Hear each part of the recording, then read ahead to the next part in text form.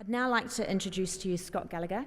He's a member of the MPI, Ministry of Primary Industries, and the senior leadership team. And he's the Deputy Director of the Regulation and Assurance. The role spans regulatory activities and function, food safety, biosecurity, and primary production systems. So welcome him to the stage.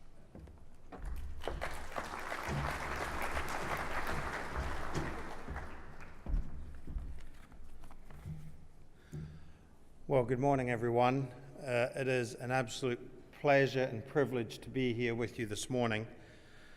And I'd like to echo the other speakers here of just congratulating you for coming together as Apiculture New Zealand. And I look out today and see all of you here today as a true testament to all the hard work that everyone has been invested in recent years to get to this stage today where we can truly celebrate Apiculture New Zealand and the value proposition it has for this most amazing sector.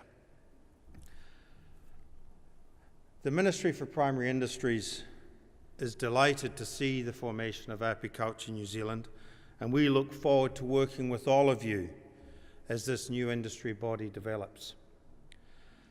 I would like to acknowledge all of the people associated with pulling this conference together. It is truly fantastic to see, not just here in this auditorium, but actually looking through all of the stands next door. Everything else gives you a huge sense of pride in terms of where this sector is. And from my perspective, I think it's fantastic. From our perspective also, we see that the formation of Apiculture New Zealand enables all of you, our key stakeholders in this industry, to work together with government on the challenges and the opportunities we face to grow the industry while ensuring New Zealand honey is authentic, traceable, and most fundamentally upholds New Zealand's reputation as a producer of safe food.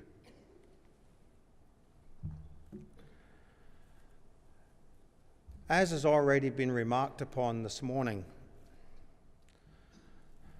national honey production has significantly increased over the last 5 or so years. And in fact, in 2015, we had a record crop of 19,700 tonnes being produced. And what we're seeing is that the increased international demand for honey and bee products is fueling this rapid growth in the industry.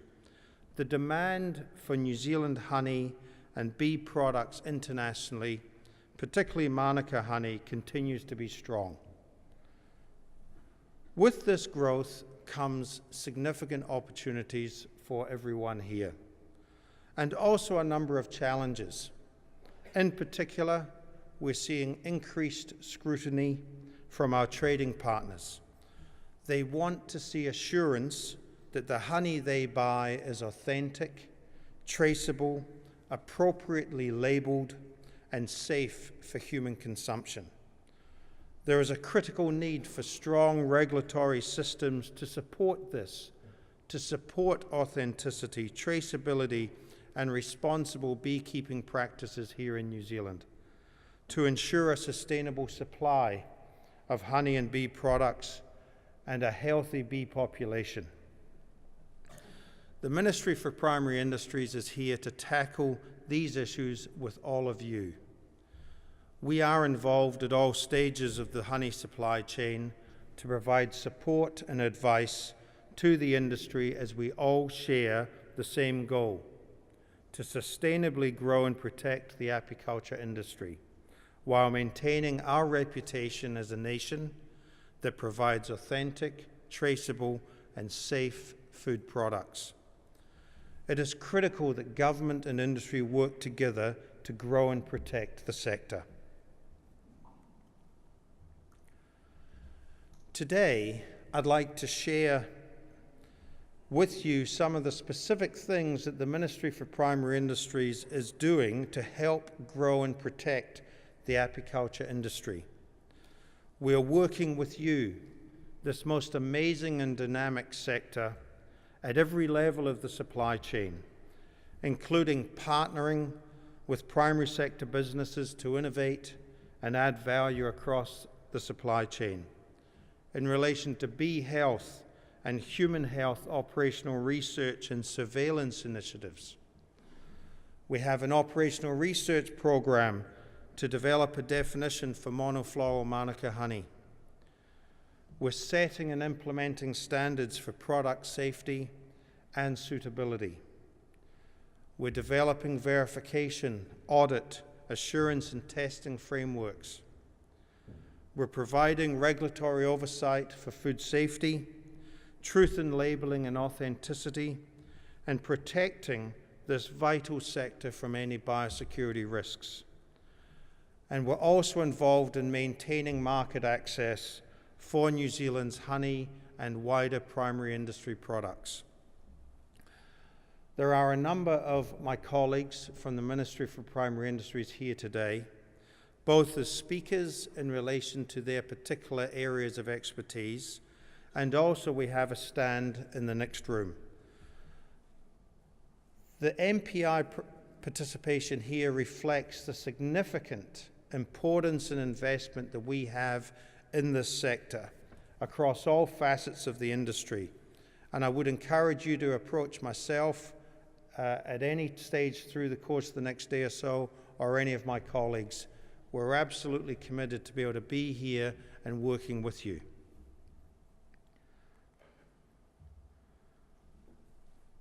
One key piece of work which the Ministry has partnered with industry was the 2015 Colony Loss and Survival Survey. As I am sure many of you are aware, this survey was commissioned to build a better picture of the survival of our honeybees and the challenges that you as beekeepers are facing today. The survey provides a fundamental baseline proposition for us. It gives us a baseline assessment of bee health in New Zealand in 2015. This information allows us, collectively and also for the Ministry, to start to compare our status in terms of bee health internationally and think through what are some of our opportunities into the future. We were pleased with the rate of response to the survey, and almost 40% of registered hives were accounted for in the survey. The survey found that hive losses were 11% here in New Zealand, compared to an international average of 17%. I'm conscious we'll be discussing the full aspects of this report more fully in a later presentation from MPI and Landcare. But I did want to share with you that MPI is committed to running a survey again. We will be undertaking a survey later this year, and I would like to urge you all to participate, because it's from your participation that we have a stronger sense of what things are telling us on the ground in terms of bee health surveys, the health and survivability. In addition to this survey, MPI is also engaging in a 3-year bee pathogen research program. This research will help us determine the array of honeybee diseases and parasites already here in New Zealand and increase our capacity to respond to any new threats. We will be speaking more about the bee pathogen research program in a session tomorrow. MPI also has what we call the Sustainable Farming Fund. And in relation to that fund, we funded the Trees for Bees program, which aimed to establish and restore floral resources that will provide superior nutrition to honeybees and prevent colony losses. The Trees for Bees project has published a list of bee forage plants and actively encourages landowners to plant these species to improve overall honeybee nutrition, as healthy bees, as you all know, means that we can continue to sustainably grow this industry. We're also connecting with other government agencies and departments, our colleagues across the government, including the Department of Conservation, to ensure a coordinated and consistent approach to issues relating to bee health, honey, and manuka. It is important to ensure that the health of bees and beehives for many sectors of New Zealand's economy. And as you know, and as we see from a number of the speakers from the wider horticulture sector, people greatly acknowledge and appreciate the importance of bees for the wider parts of the economy.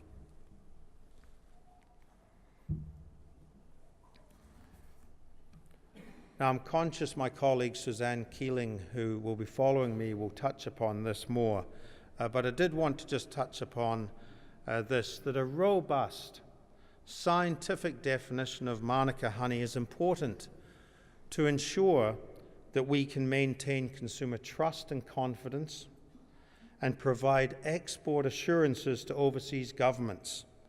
A significant area of MPI's work is in relation to the Manuka Honey Science Program. This program has been established so that we, the government, and New Zealand Inc. per se, can continue to provide consumers, both here and overseas, as well as overseas regulators, with every assurance that New Zealand's Manuka honey is authentic, traceable, and safe to consume. Our science program began in 2013, and since then we have made significant progress, which Suzanne will want to share with you today. MPI is absolutely committed to developing a robust, fit-for-purpose regulatory definition of Manuka honey. However, as we do this, we know we want to be able to share this with you and make sure you are part of the solution as we work towards this. As the regulator, the Ministry for Primary Industry needs to make sure that we can base regulatory decisions on sound science. That is why we have invested considerably in recent years on the Manuka Science Program to collect representative data from across the length and breadth of our amazing country, and also to undertake analysis that provides us with a well-informed sense of where we should be heading for a definition. Throughout this process, I want to be really clear. We are absolutely committed to continuing to work with you and engage with you so that we can ensure we land on a definition that is absolutely appropriate for New Zealand and appropriate for the way in which we can continue to give confidence to consumers, both here and overseas, around the integrity and credibility of New Zealand Manuka honey.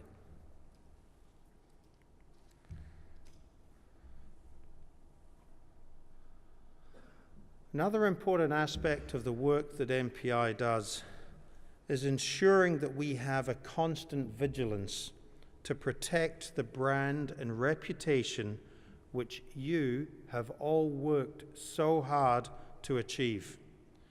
Contaminants can be introduced at different parts of the supply chain, so active management of these risks is essential to ensure the authenticity of New Zealand's honey. Food safety is everyone's responsibility, and there is an onus on the whole supply chain to be conscious of any potential avenues for contamination so that we can ensure the safety and suitability of New Zealand honey. Beekeepers and other operators must do their part to ensure food safety outcomes are met. Operators must adhere to good agricultural practices, including use of chemicals, strictly in accordance with on-label instructions. The Ministry's role is to set regulations and standards to protect consumers. For example, as a number of you would know, in 2015, we did introduce a new food safety limit for Tooten. MPI will also be undertaking enhanced residue testing, including for Tooten and Amatraz, to ensure that our honey and bee products are safe. We all need to work together to ensure consumers have a very high level of confidence in New Zealand honey, that it is authentic, traceable, and safe to consume.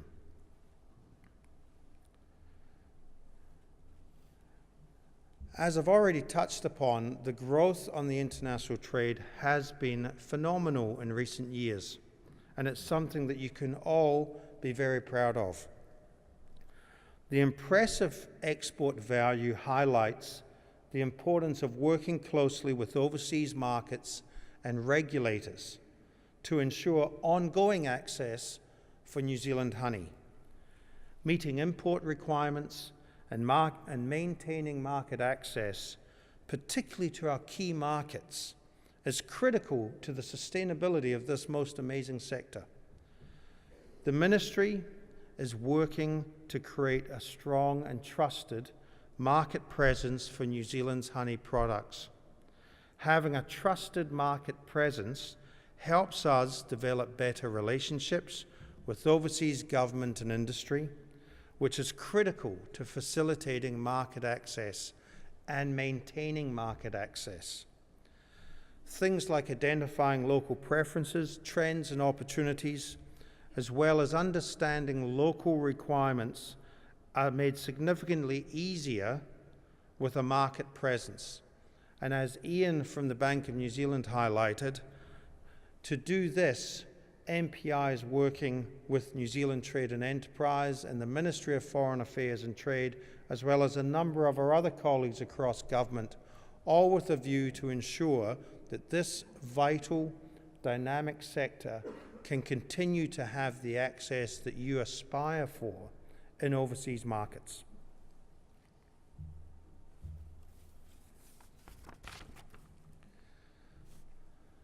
I'd also just like to touch upon the range of activities that we're doing, all with a view around strengthening the regulatory environment so that people can have greater confidence and trust in what we offer as a sector.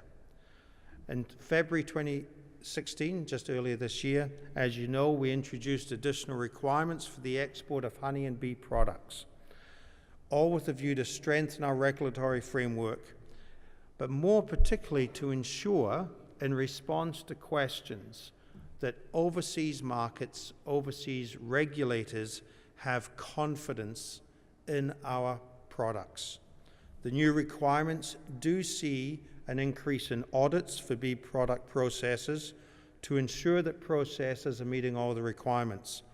They relate to increased traceability, mandatory labeling for all bulk honey and retail packs, and registration and verification of all beekeepers who supply to exporters. The changing needs of consumers has seen an increase in demand from consumers and overseas regulators for information on food products that are readily accessible, accurate, and at their fingertips. Consumers want to know where their products are from, in this case, from hive to household.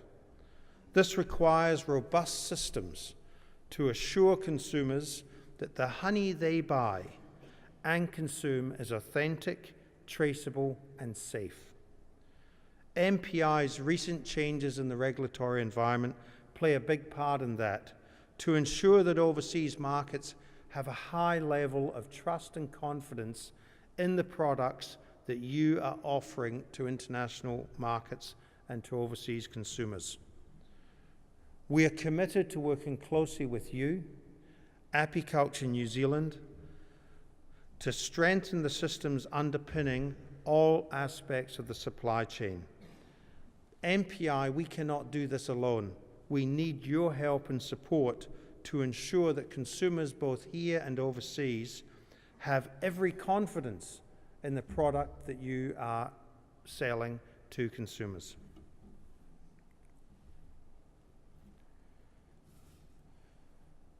The Ministry for Primary Industries also invests in a range of areas, including utilising manuka trees to help boost erosion control, and also, as Minister Goodhue highlighted, to boost regional economic development.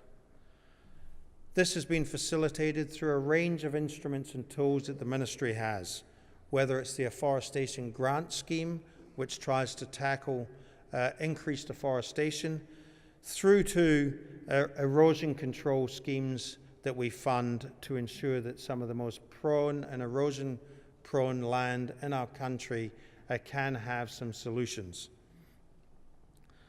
We've also partnered with the industry in relation to the Primary Growth Partnership. Regional economic development is something I would like to just touch upon. MPI is working across government, local government, with businesses and iwi and sectors on a range of initiatives, all with a view to support regional economic development. And this sector is well placed in that regard. Minister Goodhue touched upon the initiative we have up in Northland, where manuka plantation forms an important part of the regional economic development plan for the North, in particular associated with Northland College and around Kaikoui.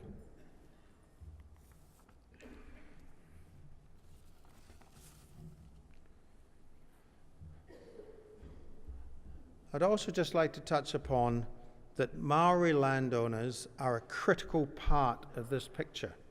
It is important to enable productive use of iwi land and relish the opportunity to stimulate regional economic development.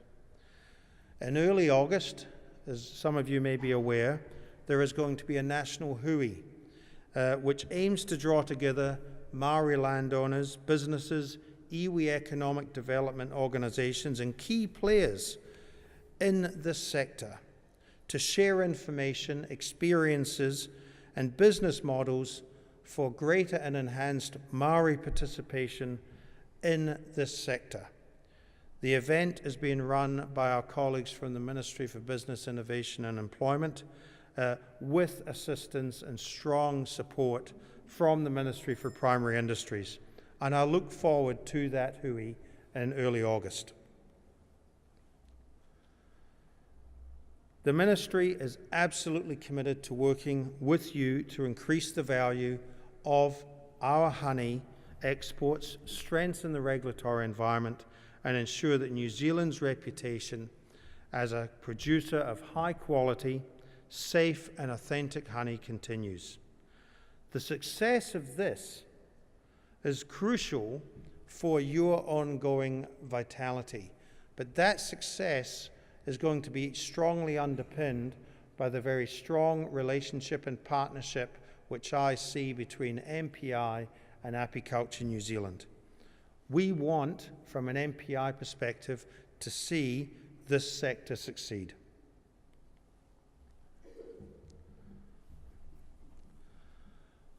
I hope you found this sort of overview of the range of work that MPI is doing informative. I really am committed to working with this sector, and my colleagues are as well. We look forward to engaging with you, not just around the edges of the conference and during it, but on an ongoing basis. Feel free to visit our stall just next door. And also I would just say that we have, as of last week, now set up this email address.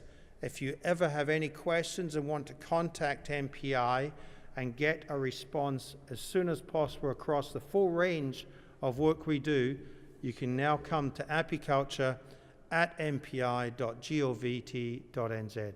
Thank you very much.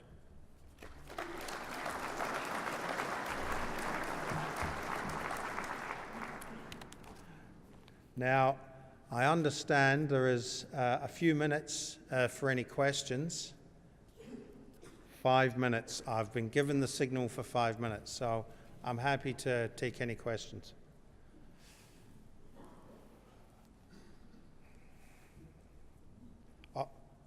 Sorry, get things rolling, just come on up to the mics. I have a question for you though. So, as Agriculture New Zealand, this is our, we're moving into our third year. What is the primary thing that we could do to ensure the growth of our industry?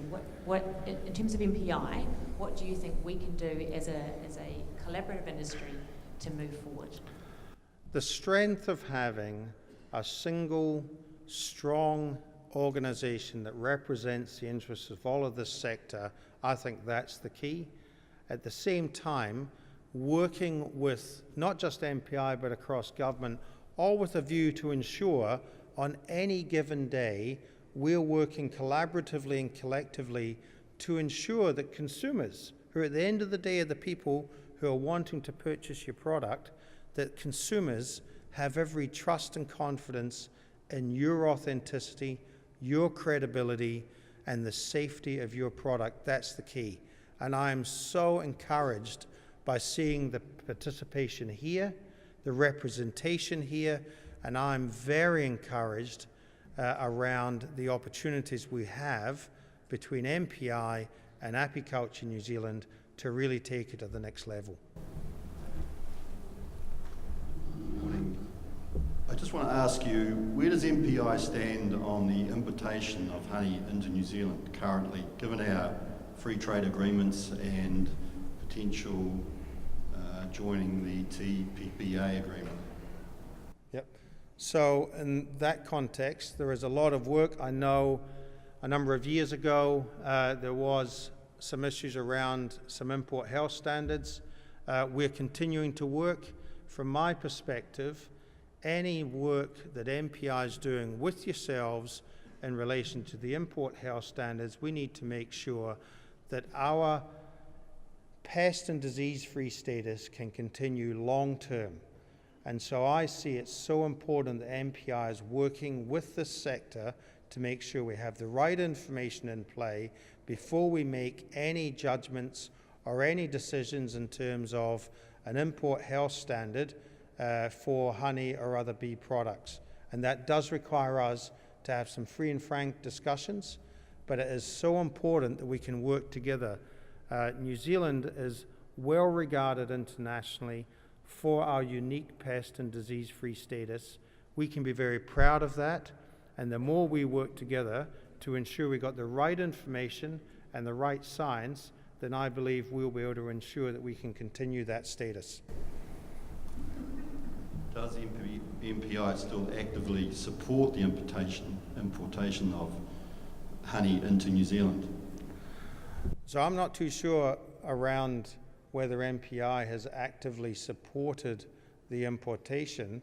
I think what it is, in recent years, we have a number of our trading partners have asked whether they could get access, but they will only get access when we've run due diligence on an import health standard and ensure that if any access was to occur, that it would be able to be managed in the right way. And I think that's the key. It is not MPI's role to seek to either drive imports in. We respond to what our trading partners ask, much like on any given day, as a nation, New Zealand, we're asking overseas countries to open up market access for us.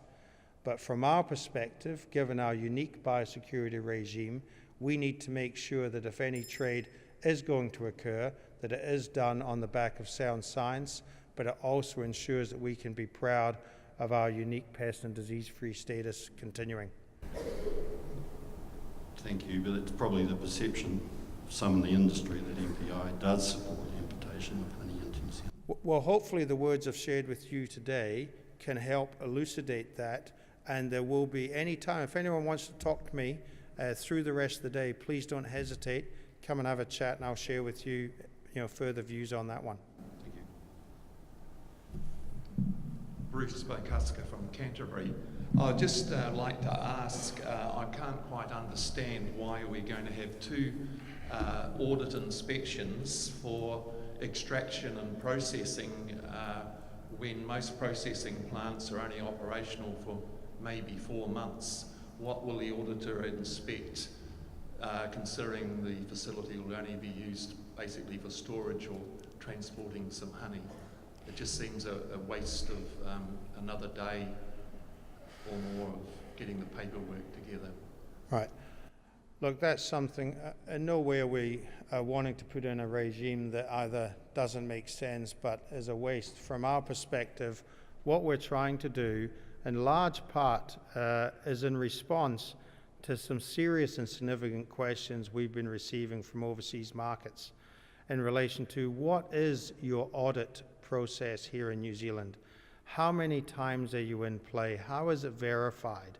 And so in response to those questions, to ensure that you can maintain the access into markets and ensure consumers still have confidence, we have responded with that regime.